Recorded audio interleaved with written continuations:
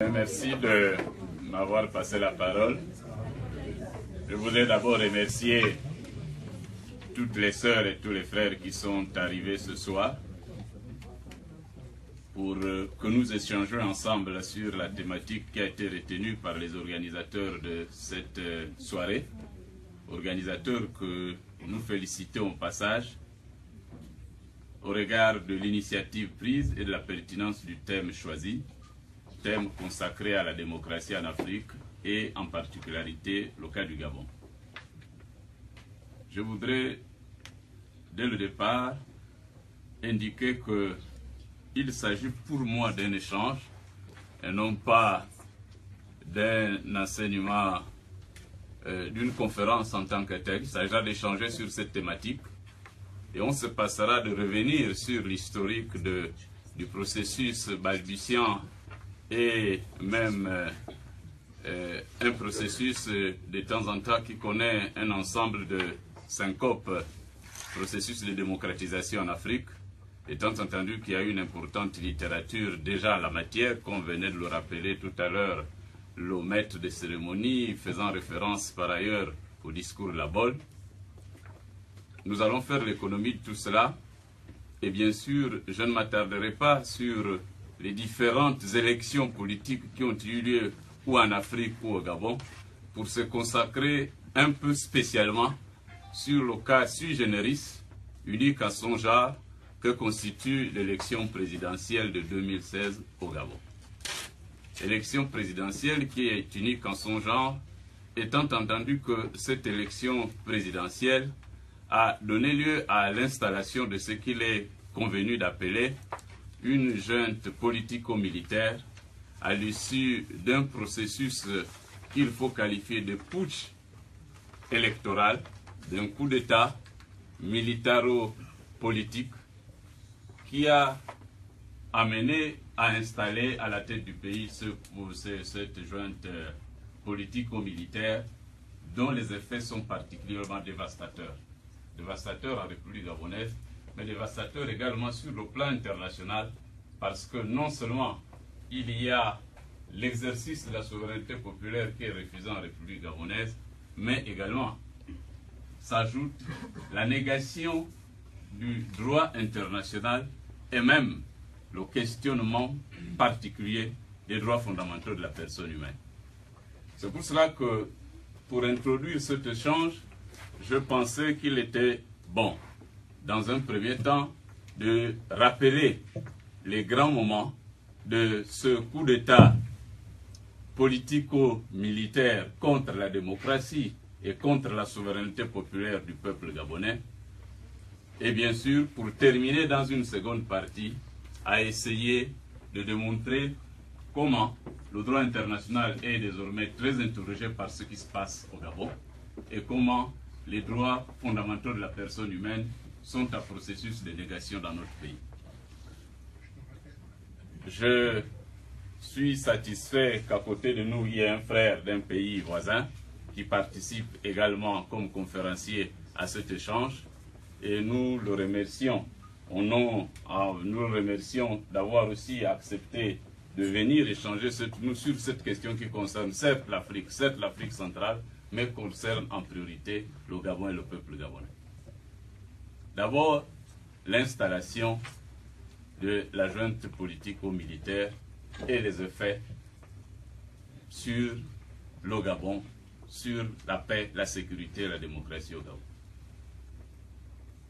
Ce processus d'installation de cette junte, je ne vais pas revenir sur les préparatifs des élections, puisque ces préparatifs ne pouvaient pas nous permettre de prévenir qu'on en serait arrivé là. Étant entendu qu'on le veuille pas, les lois électorales au Gabon sont de bonnes lois électorales.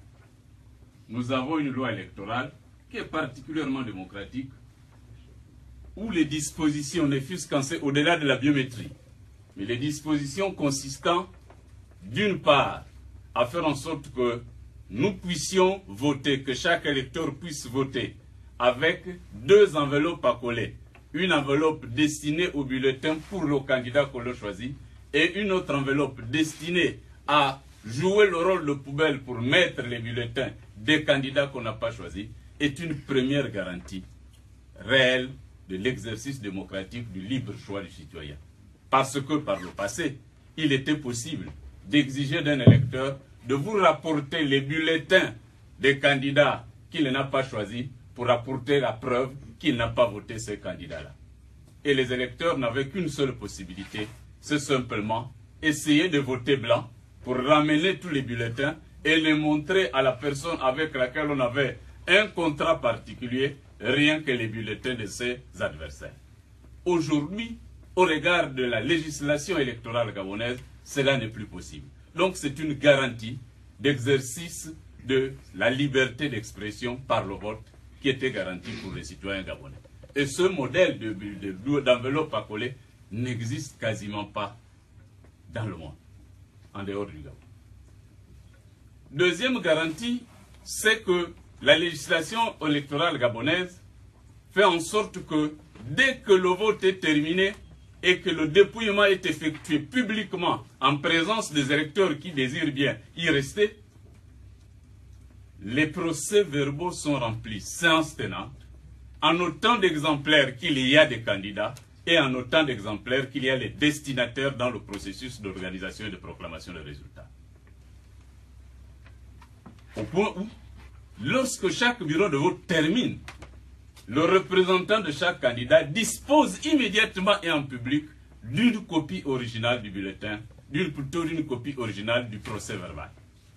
Ce qui garantit la transmission des résultats aux différents candidats par le biais de leurs représentants de façon fiable. Mais hélas, lorsque l'on est habité par le diable, toutes les garanties qu'on peut mettre en place volent en éclats.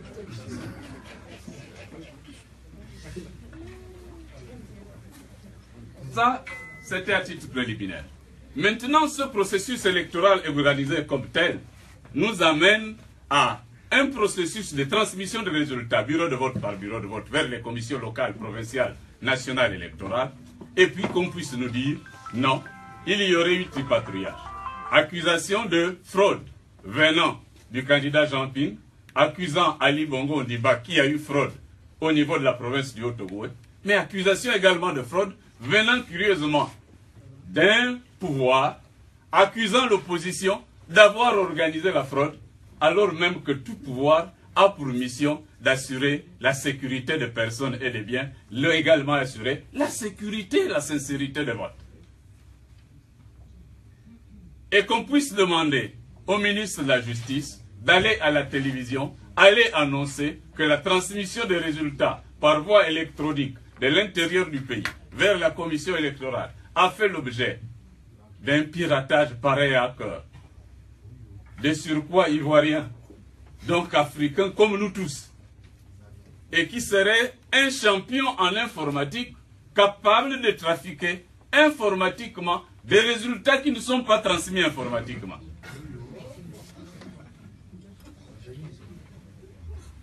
Et le ministre de la Justice étant à l'époque votre humble serviteur, j'avais le choix entre aller faire cette annonce et paraître ridicule même devant mes enfants qui connaissent mieux les outils informatiques que moi, paraître ridicule vis-à-vis de la communauté nationale et internationale et surtout ridiculiser le Gabon, ainsi que l'ensemble des Gabonaises et des Gabonais, qu'au Gabon, des documents papier, remplis manuellement, transmis de la main à la main, peuvent faire l'objet d'un piratage informatique. À la limite, on aurait même pu croire que le piratage informatique aurait pu exister avant que l'informatique ne soit inventée. Première situation du processus d'installation et d'organisation d'abord du coup d'État politico-militaire.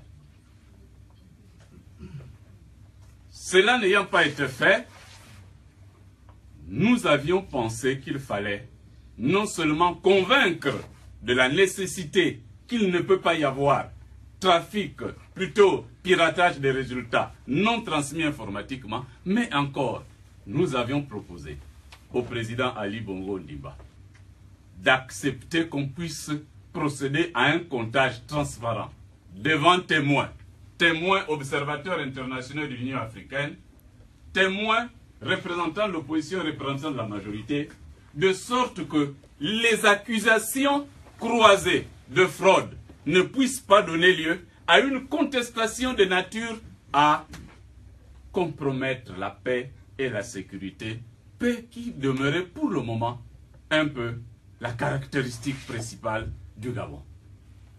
Au regard de tout ce qui se passe partout en Afrique subsaharienne, au moins on disait au Gabon, il y a des problèmes, mais il y a au moins quelque chose de précieux, c'est au moins les gens vivent en paix.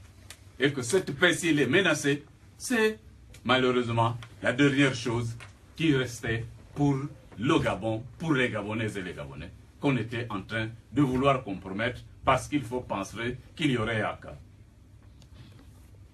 Ce comptage transparent a été refusé au prétexte que ce comptage transparent serait illégal, en dépit du fait qu'on ait expliqué que ce qui est illégal, c'est ce qui est interdit par la loi lorsqu'on viole cette interdiction, et que ce qui n'est pas prévu expressément par la loi, dans le silence de la loi, on peut le faire, puisque la loi de notre pays, n'exigeant pas un comptage ou un recomptage, dès l'instant où ça ne l'exige pas, mais nous avons les dispositions de l'article 5 de la Déclaration universelle des droits de l'homme et du citoyen de 1948, qui fait l'objet d'une référence dans le préambule de la Constitution gabonaise.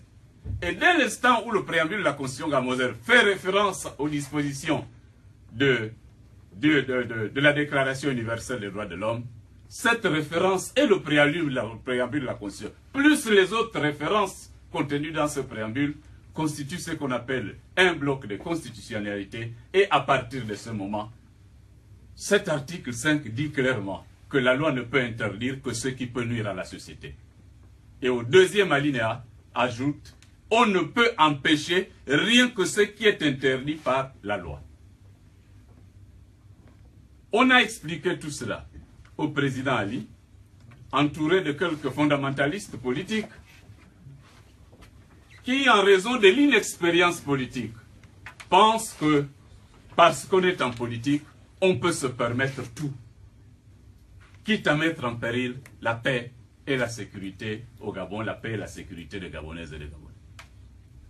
Ceux-là, ayant eu raison sur M. Ali Bongo Ondimba, nous avions pensé qu'il n'était pas normal, il n'était pas possible d'accepter, de participer à ce qui pourrait arriver le lendemain, parce que lorsque ce problème était posé, nous étions le 30 août, mardi 30 août, et les résultats ont été publiés le 31 août, mercredi, sans le recomptage transparent. Et comme vous avez tous constaté, comme nous l'avions tous constaté, comme nous l'avions tous subi, le Gabon a implosé. Il y a une meute indescriptible que le Gabon n'a jamais connue. Réprimé pour se déclarer compétent et essayer d'aller maintenant rechercher à régler le problème au-delà de la province qui a été citée. Ce qui a amené la fameuse Cour constitutionnelle dont on présageait ce qu'elle ferait, et je vous le dirai pourquoi, de rémunérer 21 bureaux de vote sur le siège du 2e arrondissement de Libreville, là où M. Jean Ping a eu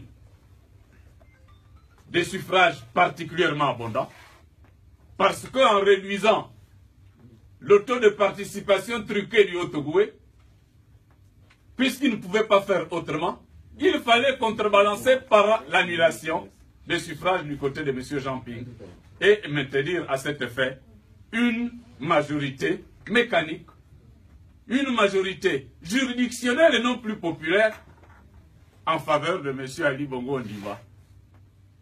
Après, bien sûr, que la présidente elle-même de la Cour constitutionnelle soit passée dans Jeune Afrique, annoncer que vous ne pouvez pas être surpris, la Cour ne peut pas inverser les résultats. Je ne sais pas si en caricaturant, j'ai pu lire ce que tous les autres ont lu. Mais c'est ce que j'ai dû comprendre. Je l'ai compris d'autant mieux que j'avais écrit le 4 septembre, donc quasiment 19 jours avant que la Cour ne se prononce. J'avais dit, faites attention, la Cour constitutionnelle, la CENAP et le ministère de l'Intérieur risquent de s'organiser pour faire croire que les procès-verbaux originels détenus par l'opposition et venant des bureaux de vote seraient plutôt taxés d'être des procès-verbaux faux et que les vrais faux ou les faux vrais qu'on fabriquerait entre-temps seraient alors présentés comme étant des vrais. Je l'ai écrit, je l'ai annoncé et je l'ai publié sur ma page Facebook pour prendre tout le monde à témoin. Et j'ai même ajouté que si le recomptage transparent était accepté, il fallait déjà faire venir de l'intérieur du pays les représentants qui étaient dans les bureaux de vote avec leur carte d'identité nationale, de sorte qu'on confronte la signature sur la carte d'identité des signatures sur les procès-verbaux qui seront produits entre-temps, et là, le manège devrait être facilement découvert. Et comme ils étaient déjà au courant de tout ça, ils se sont arrangés pour ne pas tenir compte de la demande souveraine du peuple gabonais de recomptage. Même si on ne prenait pas en compte la demande de M. Jean-Ping, mais qu'on prenne au moins en compte la demande du peuple souverain, parce que tout juge est censé rendre justice au nom du peuple gabonais pour ce qui est du Gabon, du peuple congolais pour ce qui est du Congo, du peuple français pour ce qui est de la France. Ce n'est pas le cas.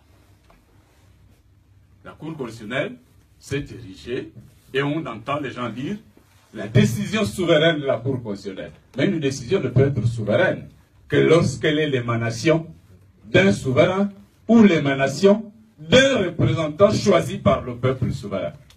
Et en l'espèce, les magistrats qui ont une compétence qui leur est accordée et qui rendent la justice au nom du peuple gabonais, ne peuvent la rendre au nom du peuple gabonais que si les lois et règlements de la République sont respectés, que si la demande populaire est respectée. Et en l'espèce, la demande populaire, c'est un recomptage transparent. Et vous avez constaté que dans la décision de la Cour, y compris dans le rapport du rapporteur, ils n'ont pas fait allusion à la question si oui ou non on doit compter. Si on doit recompter, alors on récompte. Mais si on ne récompte pas, qu'on dise au moins dans la Constitution de la République ce qui interdirait ce recomptage. Ils n'ont rien dit parce que la question leur était particulièrement embarrassante. Voilà la situation dans laquelle nous nous trouvons au Gabon. La Cour constitutionnelle s'est arrangée pour créer une situation sui generis. Désigner un président de la République en dehors de la volonté populaire, qui s'appelle M. Ali Bongo Diba, mais qui en réalité n'est pas le chef de l'État. Parce que pour être chef d'un État, il faut réunir sous sa maîtrise les deux éléments constitutifs de l'État, que sont le territoire et la population.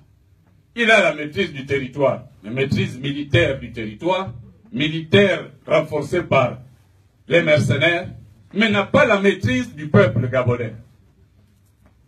Et M. Ping, dans cette situation qui est une conséquence de la décision unique de la Cour constitutionnelle, M. Jean Ping a la maîtrise du peuple gabonais, mais n'a pas la maîtrise, faute d'armée, du territoire gabonais.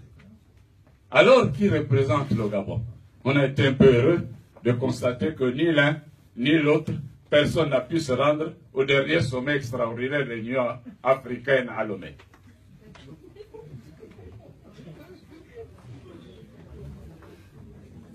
Par la faute d'une Cour constitutionnelle qui croit qu'elle n'est pas là pour simplement dire le droit, qui croit qu'elle est là pour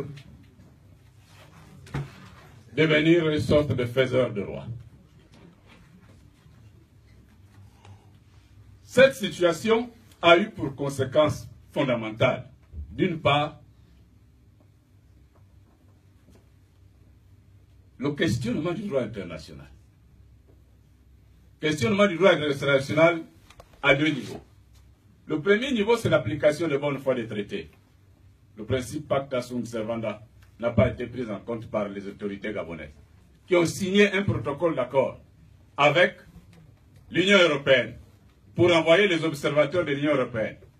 Le protocole d'accord, c'est un traité international signé par un État et une organisation internationale.